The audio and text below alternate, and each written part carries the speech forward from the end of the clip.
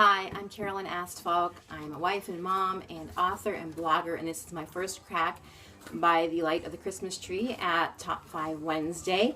The topic is books to read by the fire. We don't have a fireplace, so if there's a fire here, it's time to call 911.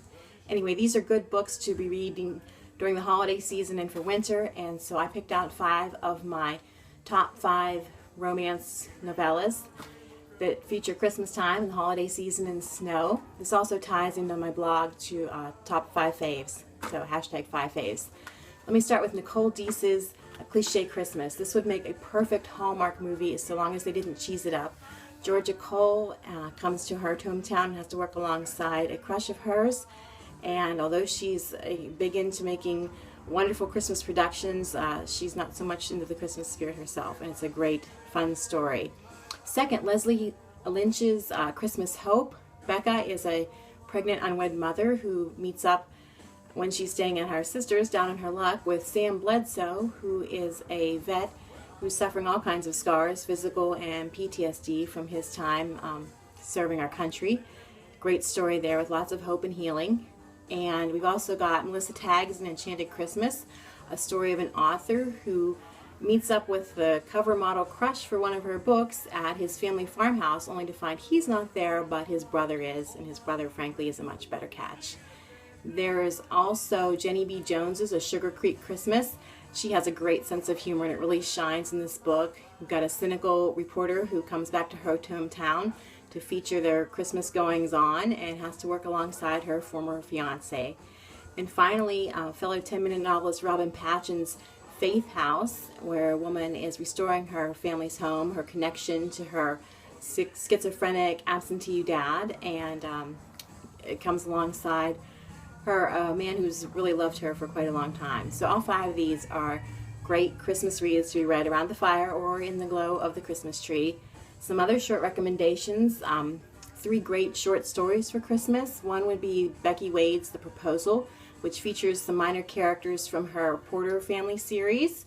Also, Quenby Olson's First Position. If you love ballet, if you love the Nutcracker at Christmas time, you'll really enjoy this, featuring 2 dancers. And also Sandy's Seaside Christmas, I think I've got that right, by Lisa Wingate, which features one of my favorite vacation spots, which is the Outer Banks of North Carolina. And it's an introduction to her series of those novels. 2 novels I wanted to mention.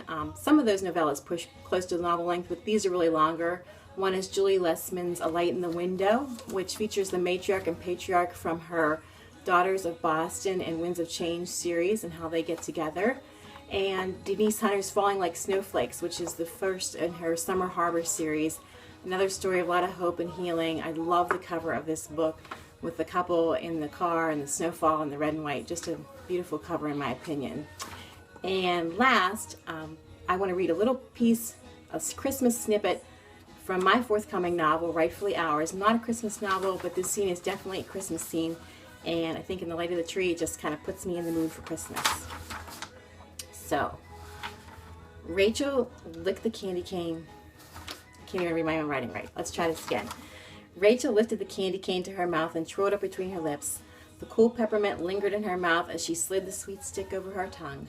No color remained on the straight end of the stick, which she had skillfully licked into a point as sharp and delicate as the icicles that hung from the gutters.